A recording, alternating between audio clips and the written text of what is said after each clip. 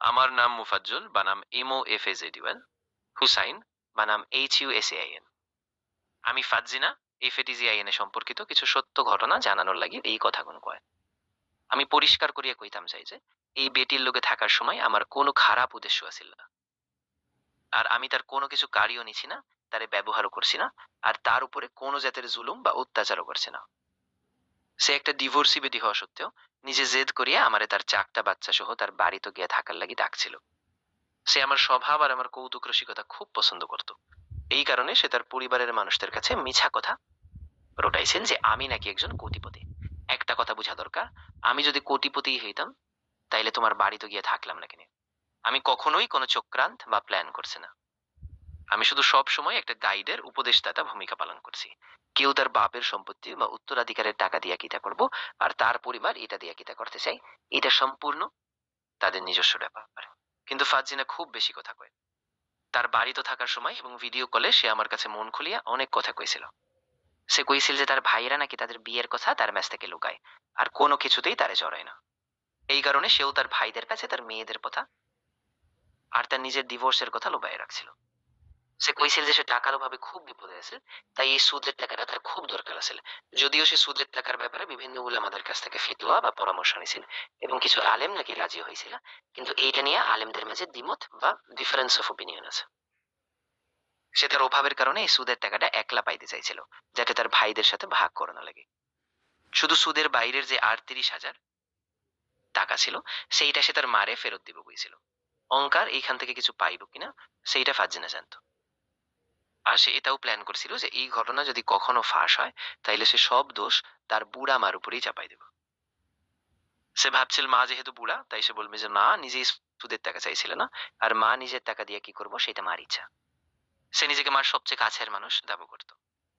সে আমার কইছিল যেহেতু আপনারা কেউ এখনো বিয়ে করছেন না আর আমাদের মাঝে ভুল বুঝাবুঝি আছে, তাই মার শরীর আর স্বাস্থ্যের কথা চিন্তা করিয়া এইটা মার উপরেই ছাড়ি দেয়। তাছাড়া সে গর্ব করিয়া কইত যে তার ভাইয়েরা নাকি আস্ত আহামুক বা স্টুপিড করিয়া কইতো যে তার ভাইয়েরা নাকি আস্ত আহামুক বা স্টুপিড। সে নাকি তাদের কাছ থেকে বাপের প্রবেটের টাকা হাতিয়ে নিছিল এবং সেই নাকি সব নিয়ন্ত্রণ করে। সে নিজেকে বস মনে করতো কারণ তার মা নাকি তার ইশারায় চলে, আর মার সব খবর ফাজিনার মাধ্যমে আসতো। এমনকি আমার ভাইয়ের পুয়ার লোকে ইসামাইদ গ্রামে বাজার করুয়া সিলেট ইনামুল হকের মেয়ে জাকিয়ার যে বিয়ে আছে, সেই বিয়ার মাঝে আমি শুধু একটা সাধারণ পরিচয় বা ইন্ট্রোডাকশন করে দিয়েছিলাম। আমি কোনোদিনও কইছি না যে আমি কোটিপতি আর পুরা গ্রাম রে খাওয়াইম। ফাজিনা, তুমি যেভাবে তোমার এই বুড়া দুর্বল মারে এই বয়সে এসে মিশা কথা দিয়ে ধোঁকা দিলে, ঠিক সেইভাবে আমার নিয়েও মিশা কথা রটেছে। যেমনটা তুমি তোমার মেয়ের নষ্ট বাচ্চা গর্ভপাত আর কেলেঙ্কারি নিয়ে মিশা কথা কইছিলে। আমি আসলে যুক্তরাজ্য ইউকে আইছিলাম আমার একমাত্র কুয়া শাহরিয়ার মুনার লাগি একটা ভালো বউ খোঁজার উদ্দেশ্যে। কিন্তু দুর্ভাগ্যবশত তোমার মেয়ের রাবিয়া বেগম এক পাকিস্তানি মানুষের বাচ্চা নষ্ট গর্ভপাত করছিল, আর এই কারণেই ওই বিয়েটা ভাঙিয়ে গেছে। এই ঘটনার অকাট্য প্রমাণ আমার কাছে আছে এবং এটা একদম 100% সাচ্চা কথা। ফাজিনা তার মেয়ে এবং রহিমা খানমের বিরুদ্ধে সমস্ত প্রমাণ রেডি আছে। তুমি জাকিয়ার মা বাপ অর্থাৎ ইনামুল হকের লোকেও মিশা কথা কইছিল।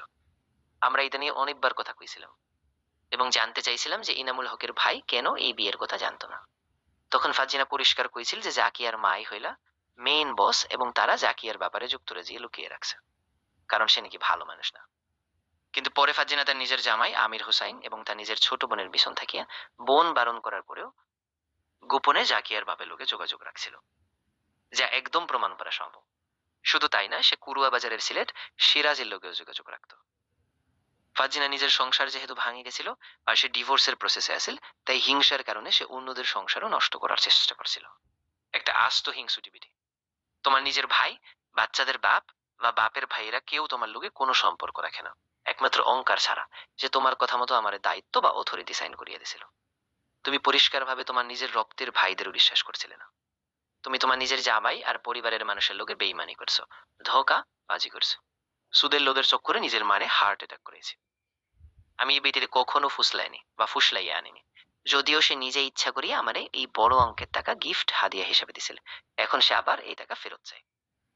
এই ব্যাপারে ইসলামিক হাদিসে পরিষ্কার ভাবে বলা আছে। সহি বুখারী ও সহি মুসলিমের হাদিস অনুযায়ী আল্লাহ রাসূল সাল্লাল্লাহু আলাইহি ওয়াসাল্লাম ফরম আছেন, যে মানুষে গিফট দিয়া আবার ফেরত নেয় সে ওই কুত্তার লাকান যে বমি করিয়া আবার নিজের বমি নিজে খায়। ইসলামে একবার গিফট দেওয়ার পর তা ফেরত নেওয়া কড়াভাবে নিষেধ, এবং এটা একটা খুব জঘন্য কাজ। তাছাড়া এই বেটি ভালো কোনো মানুষ নয়। সে যে এলাকার মাঝে বিভিন্ন মানুষের সঙ্গে সম্পর্কে লিপ্ত, এটা পুরো এলাকার মানুষই জানে, আর এইটা নিয়ে গল্প গুজব করে। সে আগে আমির হুসাইনের সঙ্গে বিয়ে হয়েছিল, আর এমন কোনোদিন যায়নি যেদিন সে তার সঙ্গে মিথ্যা কথা বলেনি। সে নিজেই হাসি হাসি করে গল্প করতো যে কিভাবে সে আমিরের ভাই বেলাল হুসাইনকে ডিপোর্ট করিয়েছিল। সে গর্ব করে বলতো যে পুলিশ ব্লু টিফিন রেস্টুরেন্টে রেড দিবে, আর বেলাল কোথায় লুকিয়ে আছে সেই ঠিকানা সেটা জামাই আমিরের কাছ থেকে পাবে, কারণ আমির নাকি ঘুমের ঘরে কথা বলে। আমি বিশ্বাস করি একদম সাচ্চা কথা, কারণ আমি নিজে খোঁজ নিয়েছিলাম, আর আমির হুসাইনও এটা স্বীকার করেছে। আমি যখন তার সঙ্গে ছিলাম, ফাজ্জিনাই আমারে তার মার অ্যাকাউন্ট থেকে কিছু টাকা তুলতে সাহায্য করতে বলেছিল। সে আমারে বলেছিল যে সে নিজে, শাহিনা, রাবিয়া আর অঙ্কার, তারা সবাই মিলে টাকা তুলবে আর আসল টাকা তার মাকে ফেরত দিবে, কিন্তু সুদের অংশটা তারা নিজেরাই রাখবে।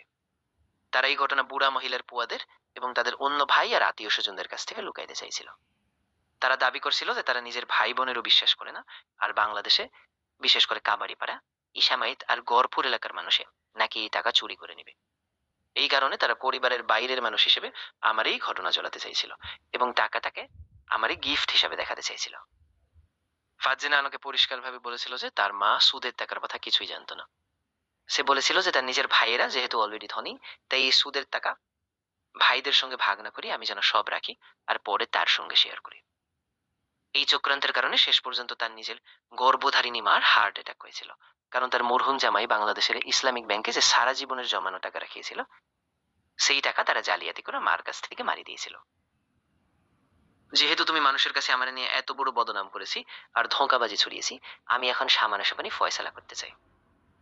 তুমি তোমার উস্তাদ বা উলামাদের নিয়ে আসো, আমরা কাবাড়িপাড়া গ্রাম, কুরুয়া বাজার, দয়ামির বাজার, ইসামাইদ বা গড়ফর, যে কোনো জায়গায় সামনাসামনি বসি। আমি আল্লাহর উপরে বিশ্বাস করি আর সত্যির উপরে চলি। ফাজিনা, তোমার যদি কোনো সমস্যা থাকে তাহলে তুমি তোমার আইপ্যাড বা পুরো পরিবার নিয়ে বাংলাদেশে আও না কেন।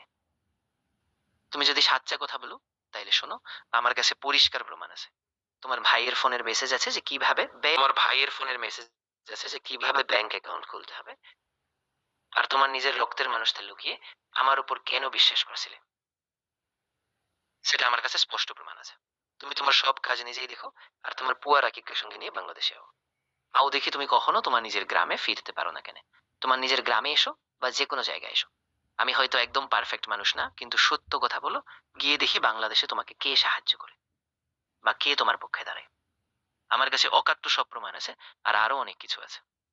আমি এখন ফাজিনা, রাবিয়া বেগম, রাকিব হুসাইন, সামিয়া বেগম, সাকিব হুসাইন এবং তাদের সমস্ত রক্তের আত্মীয় স্বজন, গ্রামের মানুষ, দূরের মানুষ, মসজিদের ইমাম, মাদ্রাসার উস্তাদ, আলেম উলামা, ছাত্র এবং সমাজের ন্যায়পরায়ণ বিচারক মানুষদের কাছে আকুল আবেদন জানাচ্ছি, আপনারা দয়া করে আসল সত্যিটা বুঝুন, যাতে আমার নাম এই মিথ্যা অপবাদ ও কলঙ্ক থেকে সম্পূর্ণ পরিষ্কার হয় এবং আসল দোষিকারা তা সবার সামনে পরিষ্কার হয়ে যায়। নিজের মারে এত বড় কষ্ট দেওয়ার পরেও ফাজিনা এখন নিজেকে একদম নিষ্পাপ সাধু সাজিয়ে রাখছে, কিন্তু আসলে সে একটা খুবই খাবিশ আর দুশ্চরিত্রা বেটি। তার নিজের ভাইয়েরাও এখন তার সঙ্গে কোনো সম্পর্ক রাখে না। তার বর্তমান অবস্থা দেখলেই বোঝা যায় সে আসলে কেমন মানুষ।